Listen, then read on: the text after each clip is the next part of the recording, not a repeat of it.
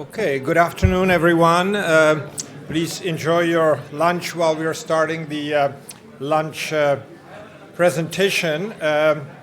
It's a pleasure to introduce John Taylor, who obviously needs very little in terms of introduction, but let me just say a few words before we ask John to come here. So he's currently the Mary and Robert Raymond Professor of Economics at Stanford. He's also the George P. Schultz Senior Fellow in Economics at the Hoover Institution. He has served in a number of capacities. He's president of the Mont Pelerin Society. He is member or was member of the Eminent Persons Group on Global Financial Governance, which was created by the G20. He had two important periods of activity on the President's Council of Economic Advisors. Between 2001 and 2005, he served as Undersecretary of Treasury for International Affairs. He was responsible for currency markets, for trade and financial services, foreign investment, and oversight of the International Monetary Fund and the World Bank. He's written a large number of papers and books. Let me just mention that his book, Global Financial Warriors, The Untold Story of International Finance in the Post-9/11 World, was very influential in terms of chronicling as his years as head of the International Division at Treasury. His book on getting off track, how government actions and intervention caused prolonged and worsened financial crises, was one of the very first books that appeared after the 2008 financial crisis. He's received numerous awards. Let me just mention the 2016 Adam Smith Award from the Association of Private Enterprise Education, the 2015 Truman Medal for Economic Policy, and the Alexander Hamilton Award for his overall leadership at the U.S. Treasury, recipient of many prestigious fellowships, including Guggenheim. And as we discussed this morning, he is one of the economists, obviously, whose work was much more influential than the numerous citations to his work. So the Taylor rule is to refer to all the time, of course, without acknowledging the papers where it appeared, both prescriptive and descriptive in terms of how it's been used in the real world. I should mention that John spent quite a number of years here and was colleague and became friend with Guillermo Calvo. Both of them worked on similar issues, on sort of sticky, sluggish behavior of prices and wages. And indeed, the sort of Taylor contracts, Calvo contracts became part of the economic lexicon. Perhaps it's good to conclude that the Taylor equation proved to be so effective and yet so simple that John was able to put it on the back of his business card. And apparently not an oversized business card, just a regular business card. So John, please, the floor is yours. Thank you very much, John. I appreciate the introductory remarks. This is an honor and a privilege for me to speak here with my friend, Guillermo. In fact, what I'd like to do once we get started is a little reminiscing, if you don't mind, Guillermo. I'd also like to apply in my talk some of the things that I learned from working with Guillermo. You'll see that as we go through. And I want to touch a little more on the international. I want to begin a little bit about that, but the international is so important right now, what's going on globally. So I want to do that. And then towards the end of my remarks, I want to leave, by the way, plenty of time for questions because you have so much to add, and so I will do that. But at the end of my remarks, I want to go back to some of the papers specifically that Guillermo wrote way back when. Okay, great. So first of all, I don't know how many years you have known Guillermo, but I've known him for a long time. We met here, as I recall, in January 1973. That's 50 years ago. 50, that's a long time to remember.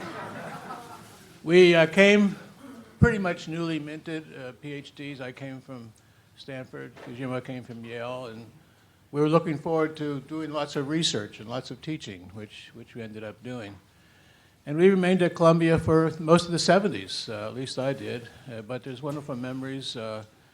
We talked about economics all the time, every day. Maybe that's a bit of an exaggeration, but that's how I remember. We just loved it. We had great colleagues. It was a great time to do research in macro. We were working on, and I'll talk a little bit about this in my remarks, dynamic quantitative techniques to model expectations under uncertainty. That's what we were doing. And whether you call it forward-looking or rational expectations, it was all over the place. And I say we benefited from conversations like this, informal. I want to make sure I leave some time for comments since you know so much more about this subject. We debated the reforms. Much of it was economic policy, much of monetary policy, and I think it's changed for the better. And the ideas that Guillermo was developing at the time at Columbia really paid off big time. So that was 50 years ago. There were reforms that I remember, some of which we've already discussed in this meeting. There were big differences from, I call it old Keynesian, if you don't mind, old Keynesian models. But Guillermo worked on time consistency, he called it, because expectations played such a big role, had their own predictable effects. And so papers written about that, sorry, get a little closer. Papers written about that were influential. And then, of course, the staggered price and wage setting, which we've heard a little bit already about, that the Phillips curve wasn't working so well, as we needed to have some forward-looking and some rational expectations into this analysis. And so we did that. And the third thing I'll mention, which I'm going to spend some time on today, is there was a lot of emphasis on policy regimes. And this was sort of a way to do policy, not just one time. Still there's a lot of talk about one time, maybe too much. But I want to talk a little about that. We spoke a lot about, I'll call it rules, regimes, whatever it happens to be. It became a big part of what we were doing, and we talked about it all the time. One thing that I just remember, I want to mention this in particular, I call it high points and saddle points. So the many conversations, and I wrote this down, I remember one, which I referred to at 2004 conference in honor of Guillermo. I talked about a backpacking trip that I went on many times in the Sawtooth Mountains in Idaho. I described the rugged terrain, the tough climb up to what appeared to be a mountain in the mist, it looked like a high point. But when I got there, I saw that it was not a high point, it was a saddle point. I headed to either right or left. What was it going to do? It was a tough climb. But we joked a lot about this, Guillermo. Guillermo said, yeah, life, John, is just one saddle point after another. So think of this as a saddle point. I think this is true of the reform process. So today I'll try to talk about explain a series of policy reforms that can be interpreted as a high point. I think they're a high point, but maybe it's not. It might be the kind of things that recommended changes of the kind Guillermo contributed so much to. So because of this influential work, we're all in better shape to keep making progress as we move forward from one policy to another point and get rid of these saddle points. So let's hope we're not on a saddle point. Okay. So I want to talk today about how this has influenced me still. Let's call this the basic story. And I'll go back and quote some policymakers. We have policymakers in the room who could comment themselves. But Jay Powell said, not too long ago, I find these rules prescriptions useful, policy rules. Mario Draghi was then president of the ECB. We would all clearly benefit from improving communication over our reaction functions, rules. Raghu Rajana was then governor of the Reserve Bank of India. Well, we need our monetary rules. So that's where we were 3 years ago. But this was interrupted big time. Rules were out. In fact, rules were in the reports, in the monetary policy reports. The Taylor rules there, I'll talk about in a minute. But in early 21, Fed decided to put them back in. Rules were back in the Fed's monetary policy report. But didn't last all that long. Rules were out again in February of last year. And our chair was bugged about this a little bit in congressional. Where are these rules? Where are these rules, guys? He said, I'll put them back in.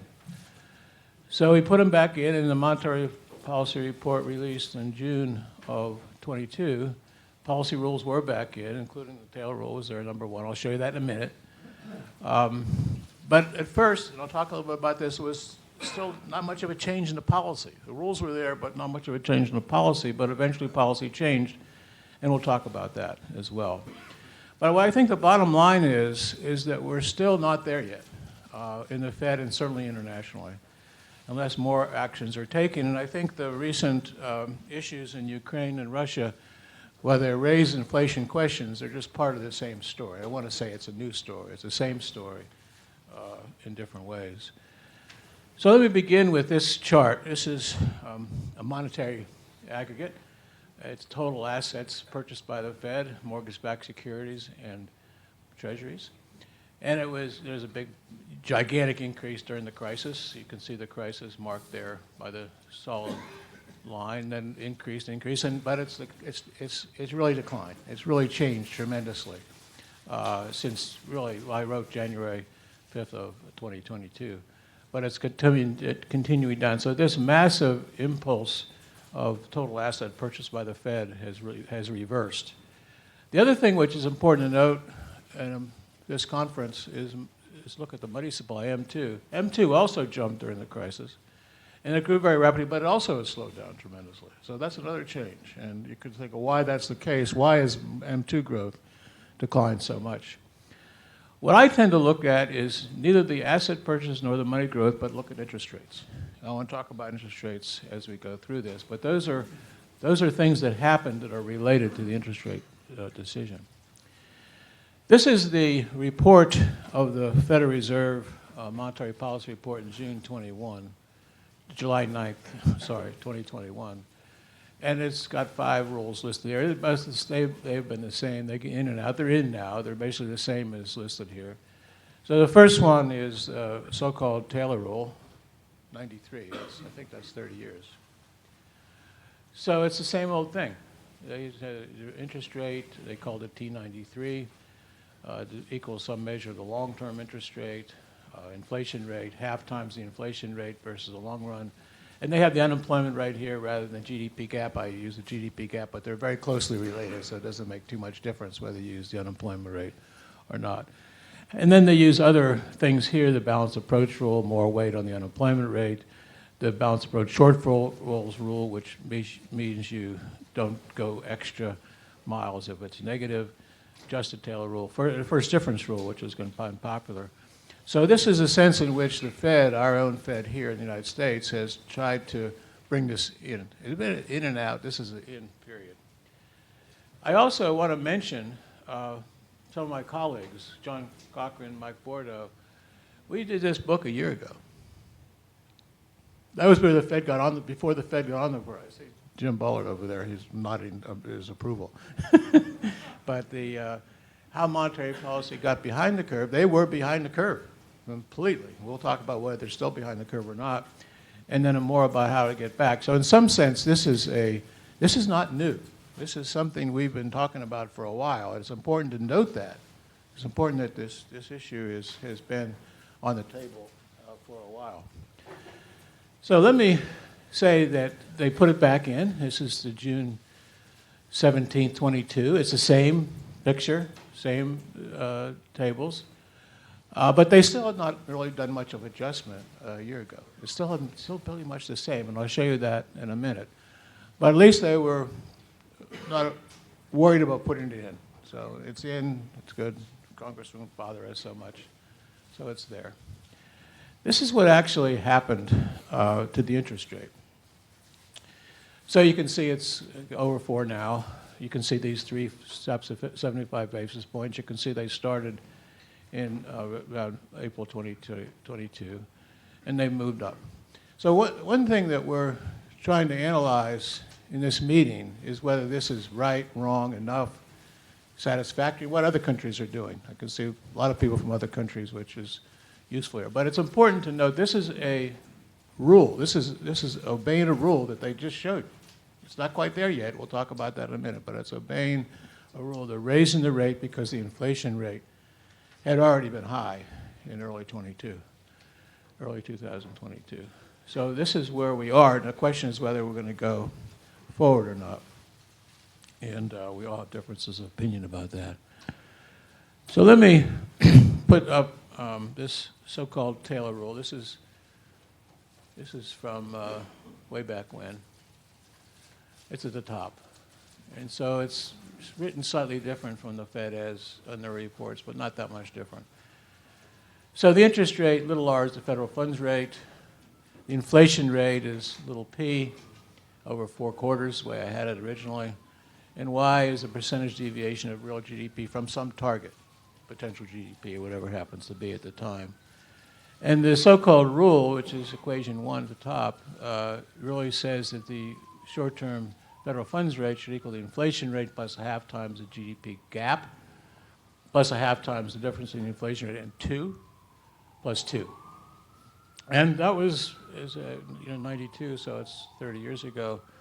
A lot of discussion at the time. But it began didn't begin. There was lots of discussion of policy rules before that. And Guillermo and I talked a lot about policy rules beforehand. But what I'm going to stress today is we should get back to some rule. We're not there. And that's the question. How do we, other countries are far off more than the US. So that's the question. That's the question for us all to be addressing. So anyway, just put in some numbers. If the equilibrium rate is 2, as it's in the picture, and the inflation rate is 2, which is the target, and GDP is 0, GDP gap is 0, then you'd say the interest rate is 4. So 2 plus 2 is 4. There's a lot of work, including by John Williams when he was in San Francisco, saying that rate over on the right should not be 2, should be 1. And there's sort of a consensus about that. Maybe 2 was too high. There's debates. There's debates about that, but 1 seems to be the Fed's use. So if you make that a 1 rather than a 2 and still plug in the inflation rate of 2 and the GDP gap of 0, you get 3. Okay, so it's slightly lower. But then you move into the area where we are or have been recently.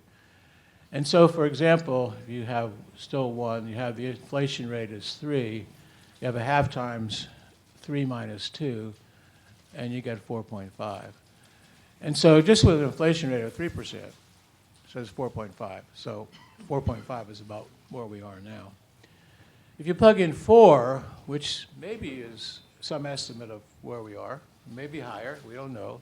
But if you plug in 4, you get 1 plus 4 plus a half times 4 minus 2, or 6. So that's above where we are now.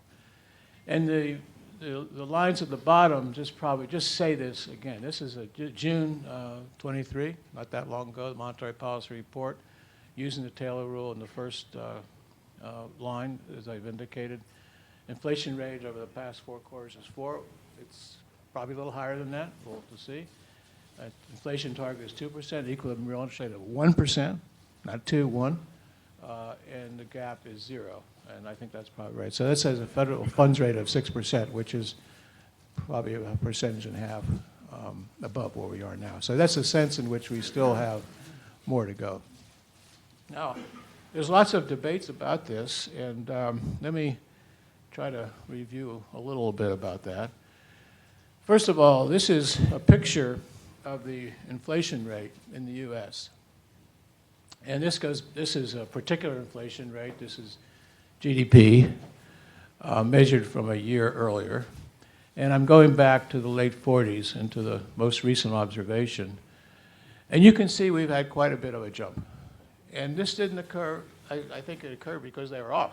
It didn't occur magically, it occurred because they were off. And it's still not back to normal. This is one particular measure, but you see it rivals the great inflation period in the late 70s, early 80s. And it really makes you wonder how, if we could ever get back to the 2% goal, which is where we were for quite a while until it got off. And there is a question of why this happened, but I'm not really addressing that so much now as what we will do in the future. So this is the situation, and if I were in charge or even involved, I would be worried about this. And that's why I say, why not go to 6? Why not go a little bit higher? You don't have to go it right away, but you should be doing it pretty soon. So that's the thing to look at. It's pretty striking. Let me also mention a little bit about the rest of the world. This is the euro area, most recent data I have. It's plugging around there, around 2.5% for a while, but it's also gone very high. I don't think this is an accident. It's a similar thinking. In fact, one thing that I've stressed a lot in my research is central banks tend to follow each other. We don't know exactly the reasons. Maybe they talk to each other too much already, I don't know. But they did tend to follow each other. And if you look at the so-called Taylor rule, whatever measure you use, ECB seems to be too low. Now they're starting to react, and they're changing their policy, and they're reacting. So this is a sense in which it's not just the United States, it's part of a global phenomenon, and that worries me quite a bit. If you look at other countries, this is Latin America. Sorry I don't have Argentina, Guillermo. But this is from people who watch it based on IMF staff calculations. This is through early part of last year. And they're all high. I mean, they're all much higher than 2. And it's really a change for the better. Now, maybe it's getting better. I don't know. Inflation always looks different if you look up close. But this sense in which it's not just Europe. It's not just the United States. It's also much of Latin America. It's not every country in the world, but it's there. And it's a concern. Now, again, maybe this is a following type of thing. Maybe this is the Latin American countries saying, well, if the U.S. does it, we'll do it. I don't know. I don't know the reasons. You know more than I do. That's one of the questions that we should be addressing here. So my sense is from this picture, it suggests that we should get back to normal. And I want to maybe make sure we have time for a lot of questions. This is not me. This is not just me. This is a picture from Jim Grant and Jim Grant's Observer. And he's got the federal funds rate implied by the Taylor rule much higher. It's 6% or 7% even. Federal funds rate implied by non-monetary things and the current federal funds rate as of a while ago. So it worked pretty close, but it's way off at the end. And so this is not just me. This is a lot of people. I think it'd be greater if there was more discussion about this. And I cannot emphasize enough that the adjustments of the Fed from 0.25 to 4.5 are not trivial. Now people say, oh, big deal, they've done this. Well, they haven't done it enough. And so I think that's the question. Should they do more, and should we have questions about this? So that's really my main point. And I think if you like to really look at a little history here, I think it's important. This is 6 papers which I looked at, I think 2 of which we've discussed a lot today. One is Guillermo's famous 78 paper on the time consistency of optimal policy in a monetary economy, published in Econometrica, and reprinted in this book, Rational Expectations in Econometric Practice, edited by Bob Lucas and Tom Sargent. If you look down to the first selection by me, it's the same book. Page starts on page 659. Guillermo's ends in 658. So they're back to back. I always thought that was kind of nice. Guillermo and Taylor right next to each other. And this one in 79 was about policy rules. It was really trying to emphasize that we need to do more on policy rules, and it was one way to think about that at the time. The second paper is also by Guillermo. We've already talked about that. It's introducing different ways to think about price setting in macro, and the paper by me, written about the same time, same kind of title. And so the idea here was to try to explain a little bit more about what was going on. It was actually a long time ago. So I was really thinking carefully about what's this price-wage dynamics all about, and had a lot of the features which Yvonne and Chris already mentioned today. And then this third paper at the top is an interview Enrique had. I just asked him about this a few minutes ago with Guillermo, and back in 2004, I believe, 2003, it was about the same time as they had this conference, which I also presented at the time. And at the bottom is a paper I dug up from that same conference in 2004, Policy Regime Change in International Financial Institutions. And so the idea behind this, and say it's really, even today, I want to say it even more emphatically, get back to a rule, get back to a strategy. We don't need to change things that much. It works pretty well. It's not going to be perfect. Whether it's a Taylor rule or some variant on that or whatever happens to be, that's really what I think the goal should be. And as I look through the papers and look through what I heard today already, what I read about what different central banks are doing, I come to the same conclusion. And so it's not revolutionary. It's been around for a while. We've been talking about this for a while. So why can't we do this? Why do we need to have new theories if the old theories, getting off the old theories seems what led us astray? And that's what I'd really like to leave you with. And I could do it in different ways. I could show the models in more detail. In fact, one of the things that's very important about the research is that rule or variants on that, similar ones, work pretty well on a wide variety of models, so somewhat robust. It's robust. Exchange rate, it wasn't there. Maybe exchange rate's important in certain countries, but it doesn't really matter in a lot of countries as well. So let me just stop there and see if there's any thoughts or questions or criticisms, I'm hoping, of what I've said here. But that's the main argument. Maybe I should go back to the first slide here. Oops, over here. And just emphasize that this is the work, a long time ago. But the message is really this. It's still time to get back. We haven't lost it. It's not that hard. It's a simple little formula or something like that. Why can't we do that?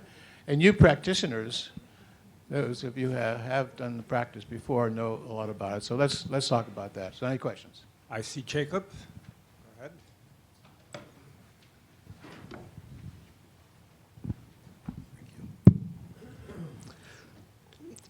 Well, it's not a question, but a suggested interpretation.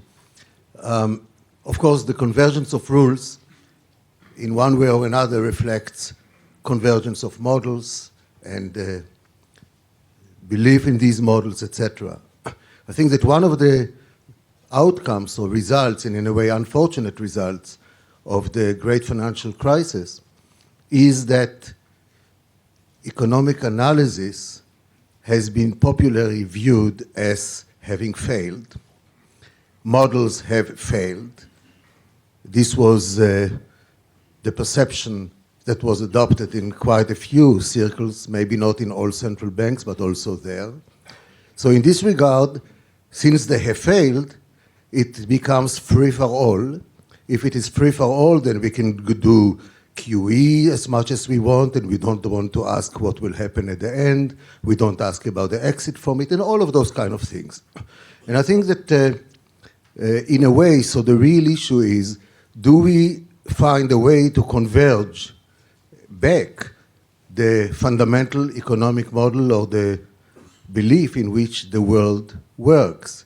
I think that at least we, the old-timers, believe that there is a way, because I think that those departures should be viewed as detours, but some believe that those departures are a new regime and therefore old textbooks can go away.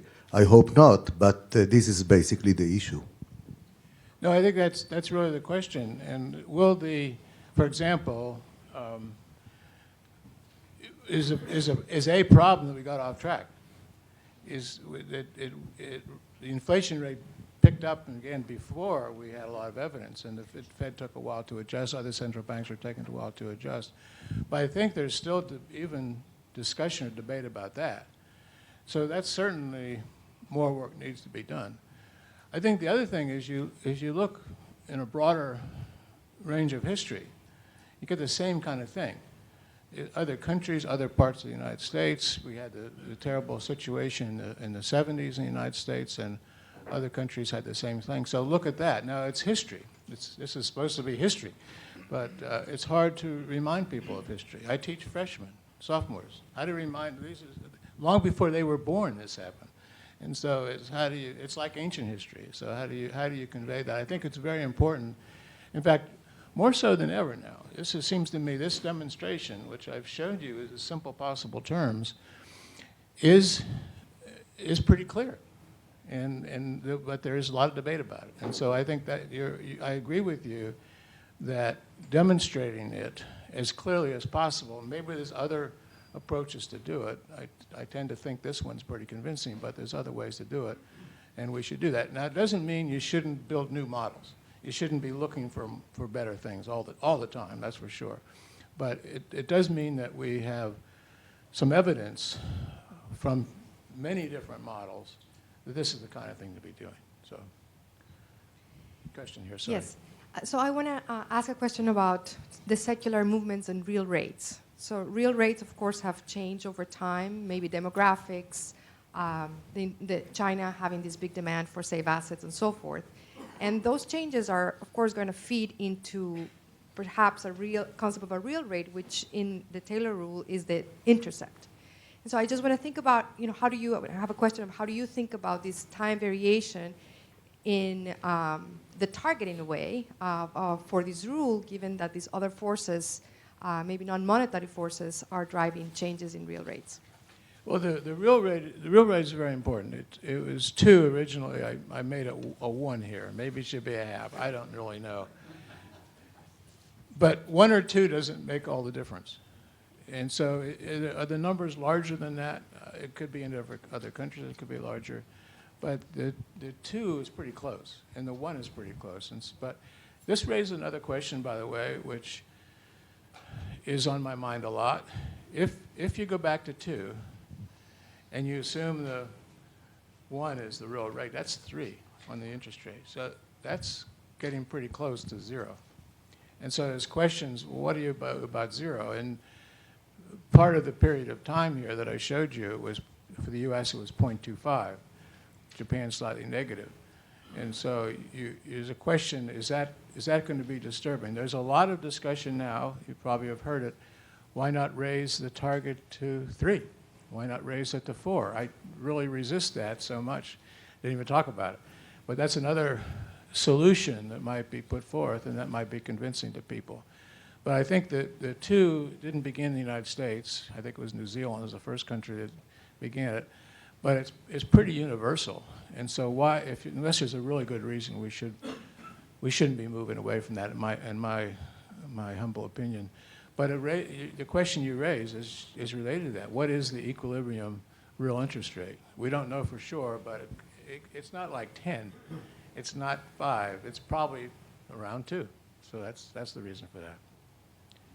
Yeah, sorry, John. Hi. So the formula is really simple, but the question is, how do you interpret the data in terms of where we are, and especially what do you know, or how do you assess the output gap if you don't really know what the potential output is? So I think the translation of the formula to actual policy making, when you don't quite know what your potential output is, and the assessment about that are changing very, very substantially. No, it's a real question. So I just ignored that in my calculations. I said we're close to potential, close to the full unemployment rate. And even with that, it suggests the rate should be higher. Even if the unemployment rate was lower than the natural, it would even be worse. So that's sort of leaving that aside. That's one of the uncertainties, quite frankly. But right now, it's not as uncertain or not as dominating as the inflation rate. And I think that's the thing to think about. And so, yeah, we need to do all the research we can, understanding potential GDP, understanding the full unemployment rate, what changes it, but it's not the dominating factor that I refer to now. Sorry, right behind you. I shouldn't be pointing. Yes, okay. Thanks. Krishna Guha, it's great to see you, John.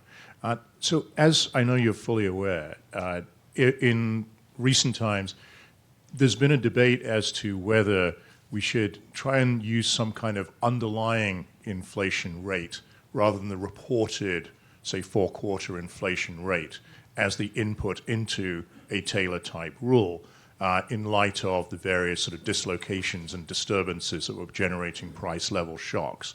I imagine that you're not terribly sympathetic to that view, but could you walk us through how you think about that question and whether it's appropriate in conditions like this to use a standard trailing four-quarter, say, core PCE as the input?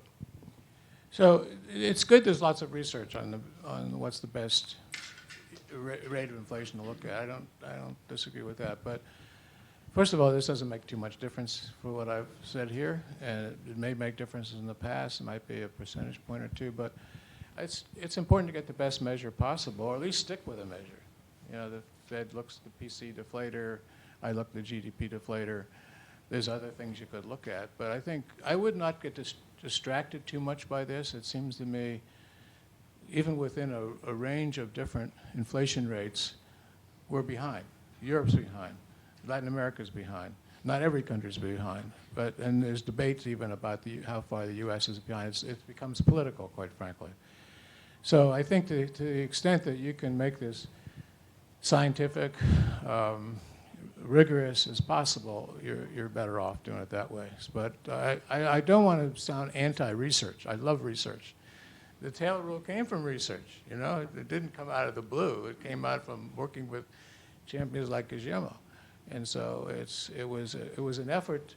It was an effort to take what is an incredibly complicated thing, monetary policy, and boiling it down to a couple or three variables. And it's held up. We're still referring to it after 30 years. And so I think that's a sign it doesn't really matter too much as long as it's a reasonable estimate of the inflation rate. It's similar to the question about the GDP gap and potential GDP. Those are very important. But even within the realm of uncertainty, it doesn't allow you to have a zero interest rate when it should be 5 or 6. Sorry. Yeah. So could I defer to Morris? I'm sorry. He's been waiting. Mario, over here. Hi, John. I didn't hear you, unless I misheard, mention fiscal policy at all. And I wonder if it's your belief that the arguments of the Taylor rule are sufficient to control for the effects of fiscal policy, or should it affect the central bank's rule in some other way? I mean, many people tie the current inflation experience to the enormous, in the US certainly, to the enormous fiscal stimuli that came at the end of the Trump administration, the beginning of the Biden administration. So how do you think about that? So I think we should, I talked about monetary policy here, that's why I didn't look at that. But that's part of policy. If I would put this in a broader context, you have a rules-based monetary policy, you have a balanced budget, but assuming the cycles for fiscal policy, you have a good regulatory policy, good international policy. They all go together. I just talked about monetary policy here, but I think the fiscal policy is more, I would be hard put to say that's the whole problem, because this has occurred when monetary policies got off. It's also Europe, it's also Latin America, as I've shown you. So I would like to see a better fiscal policy, for sure. I think it'd be better, but I don't want to say that's the whole story. It would maybe make it easier for the Fed, I don't know. Maybe make it easier for the ECB. There's different central banks, different monetary authorities in Europe. But I think that's the way I don't want to separate that as irrelevant, but I think the main focus should be on what I talked about today. Oh, sorry. Oh, you're in charge of the mic. Okay, sorry. So I got a microphone, so Okay. Possession is 9/10 of the law.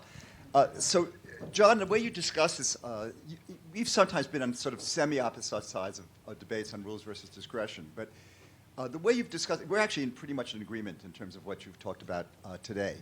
I think one key thing that you've talked about is that central banks should actually think in terms of discussing reaction functions and basically try to have an element of not commitment to saying you have to do it because things can change, but that you're always thinking in terms of long-run paths, that you're basically talking about anchoring things in the long run. And in that context, clearly, Taylor rules, I never like the name rules, but thinking about these kind of reaction functions, talking about them, and then asking why you might need to have deviations. So I think there are key times when you do need big deviations. So for example, before COVID, Taylor would have had very much tighter policy, which I think would have been a mistake. I think one of the key problems was that the equilibrium real rate had dropped from 2 to more like 0.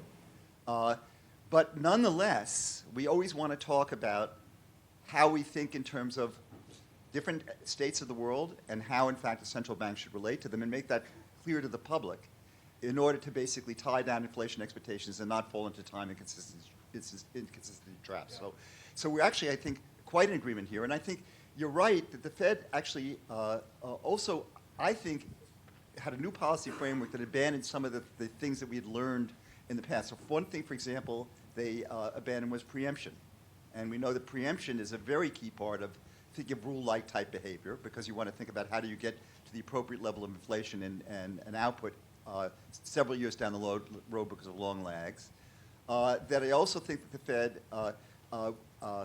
had some issues basically just in terms of misforecasting, but that can always happen.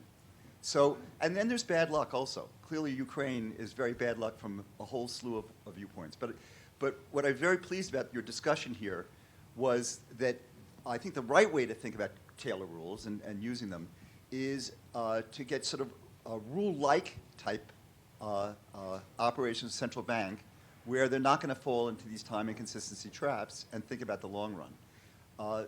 And that's where I think we actually are converging, at least today, maybe not in other cases, but we're converging today. I think that's right. I mean, to some extent, I didn't make a big point of it, but these rules are in the reports of the Fed. Yeah. And every member of the Fed talks about it. It's not like it's a mystery. And they talk about variance. I talk about potential GDP. So that, to me, that's progress. And that's in the direction you're talking about. There could be more. There's congressional testimony. They asked about this all the time. That's the committees are looking at it. So it's becoming more general. I think I spent a little time in international. I think more on the international side would be good. Countries are not all exactly the same. Inflation rate is higher in some at the beginning. So I think that would be better. And I think, I don't want to say you shouldn't do research. There's a lot of things that could make improvements, but I think these things work pretty well now, as you're indicating. And the more people realize that and talk about it, the better. I agree. Sorry. Yeah, sorry. Right here. I should stop pointing because I'm making errors all the time. Okay. No, I have a question for a friend. Suppose that you're thinking like a country, I don't know, with 100% inflation. And what would you think about, as someone looking at me like, okay, 100% inflation, would you sort of think about going through something like following a Taylor rule or same type of principle? So the first thing, think about these rules in the beginning. The first thing you had to think about, what should the target inflation rate be? 2, you know? Well, 2. It's close to 1, I don't know. 1.5 might be better, but that's the kind of thing. But 100 is so far away, you know? So there's a debate about maybe 3 or 4, which is practical. There's lots of discussion about it, so we can have discussion about that. But 100, what are you talking about? I think it's better. I think it's better if the chart from Latin America came down to 2. I think that would be better. Maybe most people think that. Maybe there's differences. Maybe there's other things that go on. Maybe developing countries are different. But I think I like 2. Okay. Wait a second, right here. I'm sorry. No, I think I'll do it. Okay, so I saw.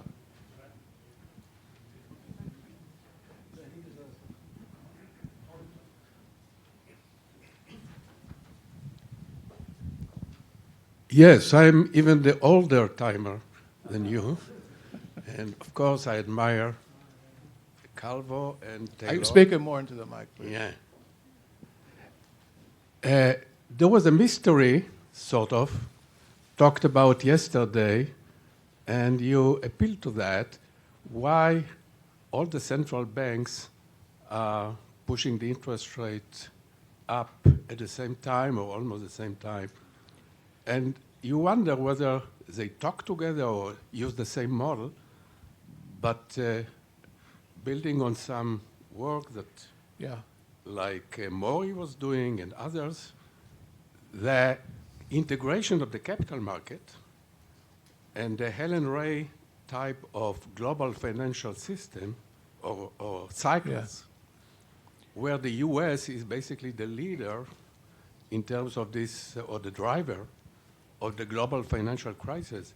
That explained to me some of why, like, all these central banks are synchronizing themselves. So another explanation which is frequently given, I think it's true, is the exchange rate itself. You are also worried about the exchange rate, and interest rates get too far away, it causes the exchange rate to move. So that's another thing. But I think, aside from that, more generally, it'd be better if there was a more universal discussion. We've had the European Central Bank formed of many central banks working together. So I think that would be productive. It would be harder to do, but I think that would be productive, and I'd recommend that, quite frankly. Now, I know some countries are far away from that kind of goal, but it seems to me, again, I'm not talking, this is 50 years. We've been doing this for a long time, and so this is not just spur of the moment. This is like thinking about where we are now, what's happened in the last 2 or 3 years, where we might go, looking at different countries. And so it's based on, I'm not writing down models with 100 equations. I used to do that. I'm not doing, this is more straightforward than that. And I think that the implication is pretty clear. You have a question in front? He has oh, here. Oh, okay. Yeah. I'm just residual claimant. Yeah, I think channeling Frederick, but maybe pushing it harder and coming back to Guillermo's work, really. Because where are these rules useful for? You have to think of what those incentives were that created the need for a commitment or something. And I feel like, we can't apply it broadly across all countries in the same way. I certainly think in Argentina there's an issue of commitment.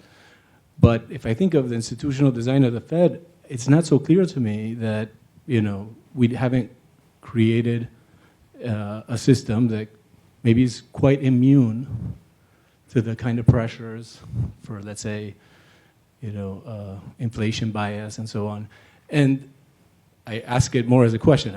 Given that, and given the obvious counterpoint that a rule is too crude, and you should always look at all the information, so if basically we've managed to make the Fed very technical and not politically, influenced, I think the argument for a rule like this one, as simple as this one, is very weak. So just to spice it up. And I think it goes back, you say it comes from research, but yeah, let's go back to the research and think why we wanted the rule, and do we really think those motives are still there? And I have doubts about that. I think that, if I think of Weissman's idea about, the different rules and how they perform depending on the shocks, and so, discretion has its benefit and rules have its benefit, but we have to trade them off. And yeah, so I think it sort of ties in with the point Frederick was making, in the sense that maybe, okay, we want to use the rule as a rough guide to make the debate, cut through the debate and then start talking about the deviation. But that's not really a rule. So that's like, kind of a debating benchmark or something. And for that, I completely agree, but I don't see, I wonder if you still think it should be a rule, basically.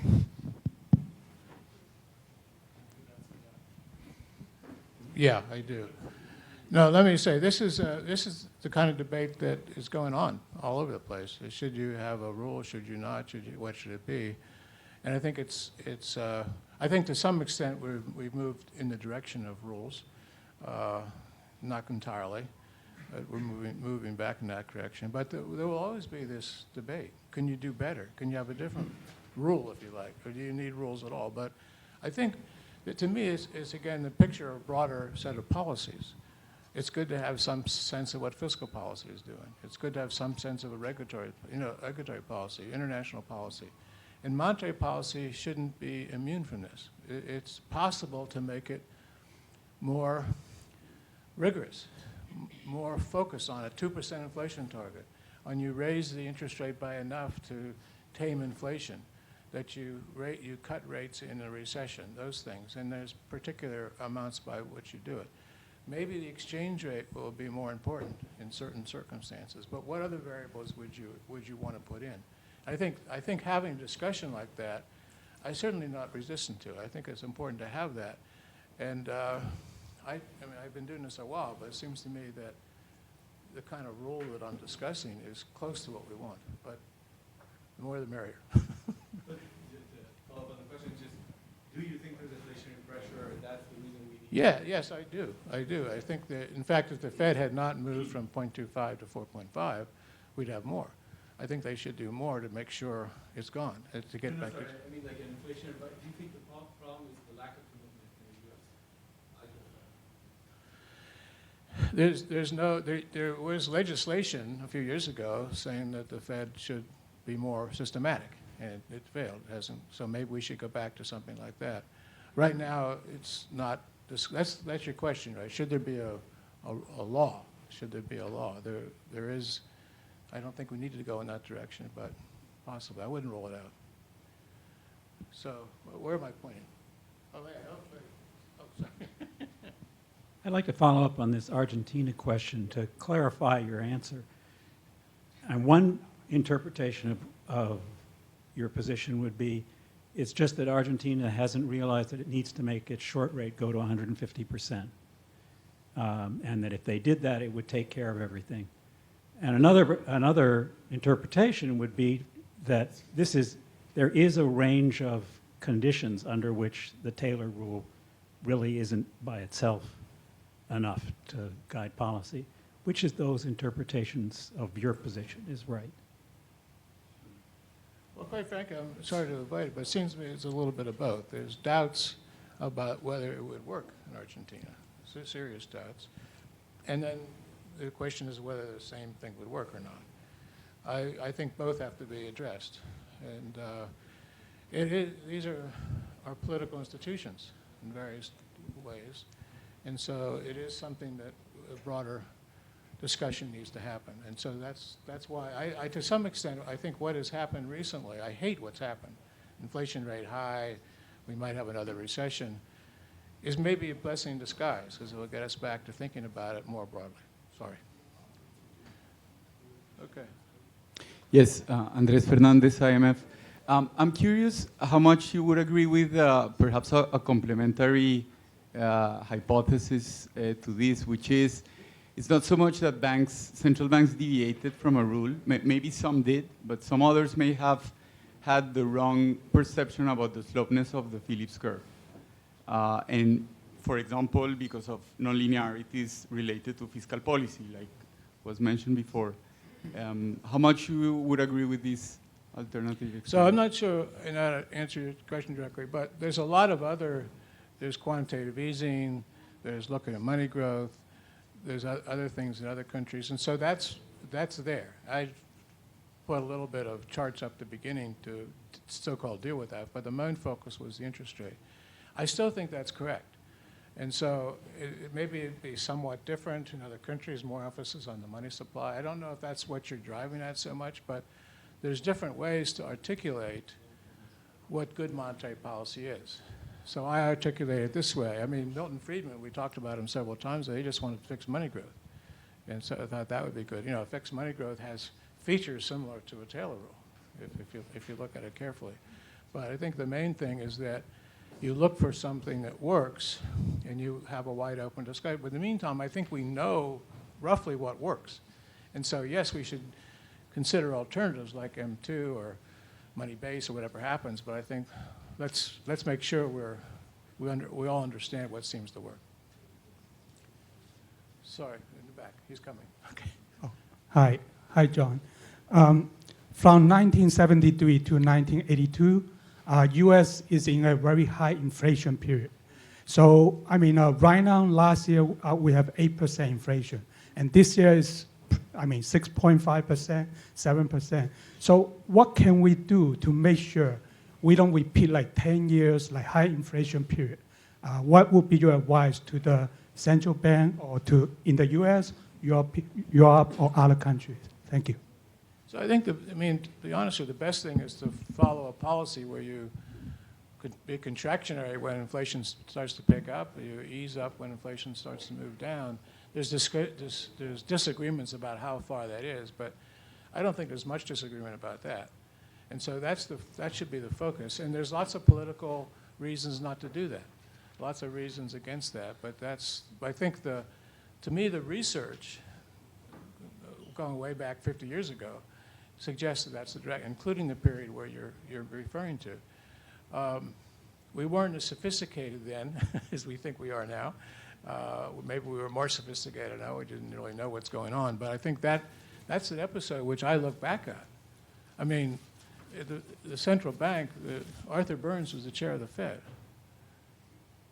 He said it wasn't me, it was Nixon. He said wage and price controls, so that he convinced the President of the United States, but wage and price controls wasn't the issue, it wasn't the answer. But that's the kind of thing that the wrong policy which was chosen then. I hope we wouldn't do that this time.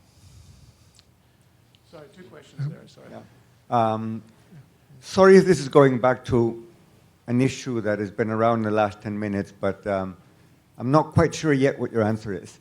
I suspect if you took a poll around the room, most people would agree that in tranquil times, rules like the one you pioneered are the right thing. But the question is, what happens in non-tranquil times, like COVID? And of course, in some countries like Argentina, all times are non-tranquil times. And that makes life more difficult. So I get the statement that I'm after is this.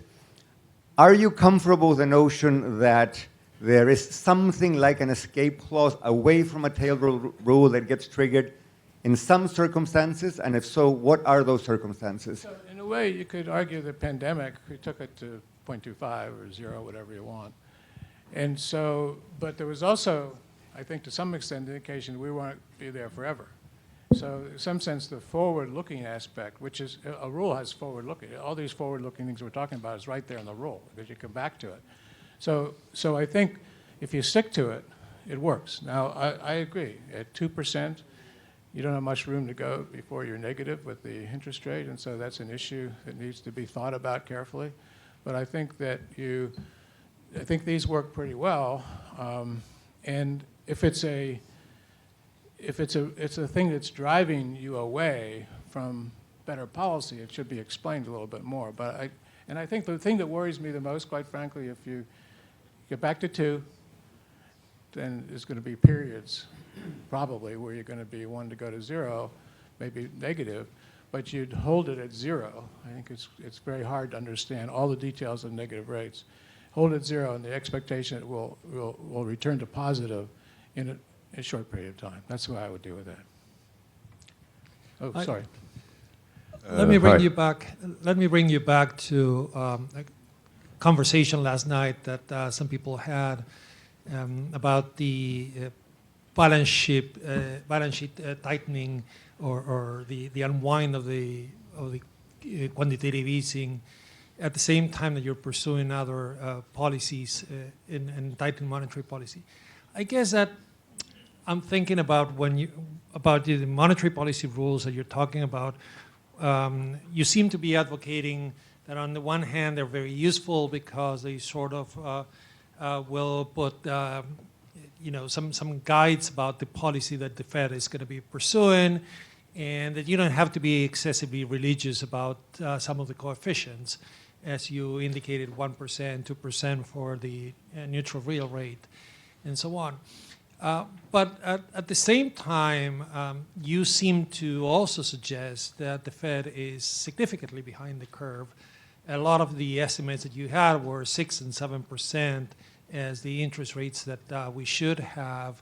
And I guess Jim Bullard has also made this point that using Taylor rules to quantify how behind the curve the Fed might have been. So I'm curious whether these estimates are invariant to the direction of quantitative policies in terms of the managing of the balance sheet.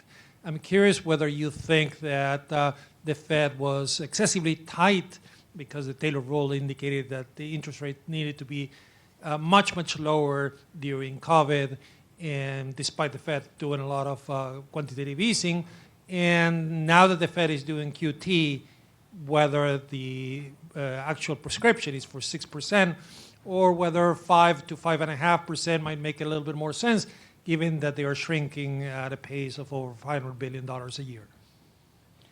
It's a good question. I think that the quantitative easing tightening was more trying to separate the long and the short end, trying to get the long rate down a little bit. I think they've now realized it's mainly how the short rate is expected to behave, which is the main thing that's going on. So I prefer that approach. We don't know all the impacts of the quantitative easing and the impacts it's had. It's a huge intervention. So I think it works okay with this particular method of focusing on the interest rate. It's not perfect. I'd be the first to admit that.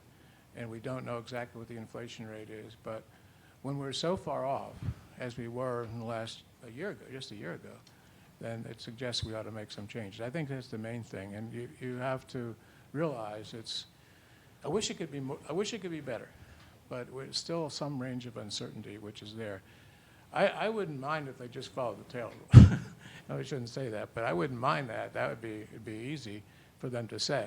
But then someone would complain, hey, you got to do some of this, you got to do this, you got to do that.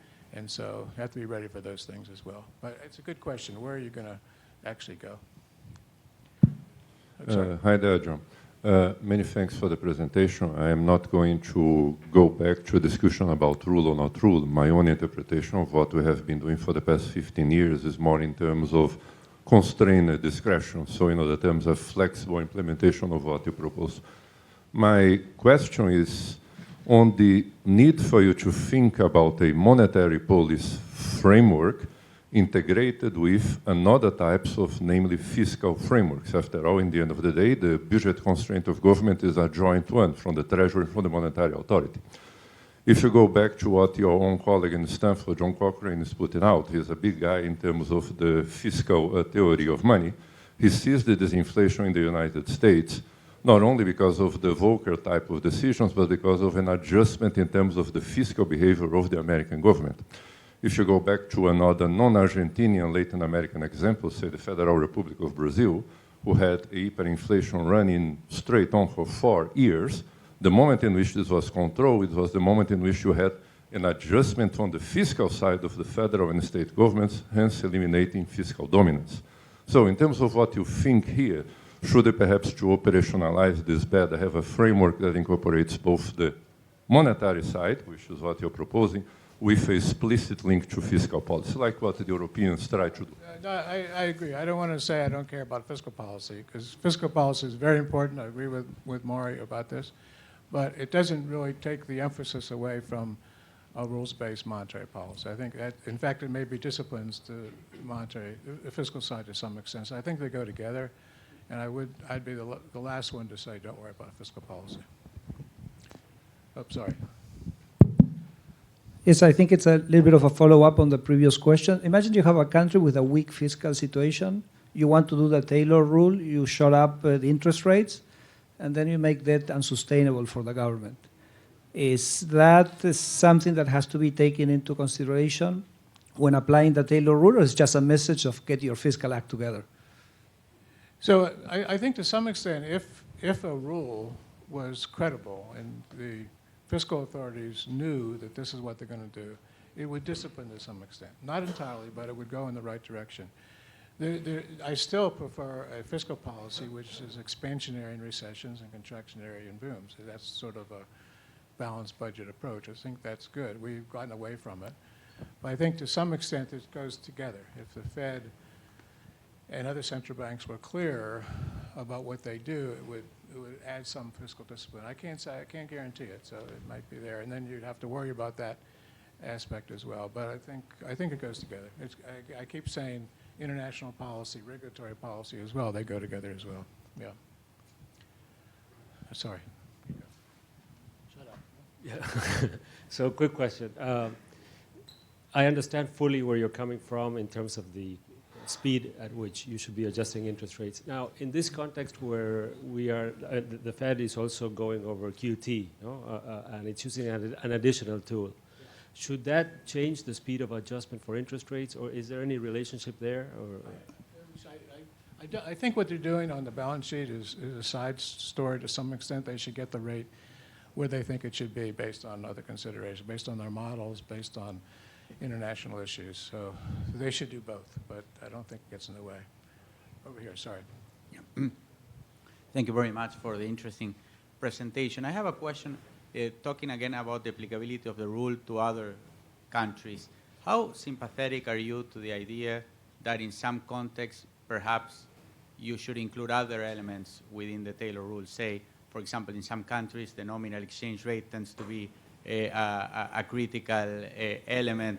So there have been some exercises done where people calibrate the Taylor rule, including, for example, some kind of anchor or target for the nominal exchange rate. Those kind of variations. How sympathetic are you in your view? So the exchange rate affects prices, and so that's a factor in forecasting what's going to happen with inflation. So I wouldn't ignore that.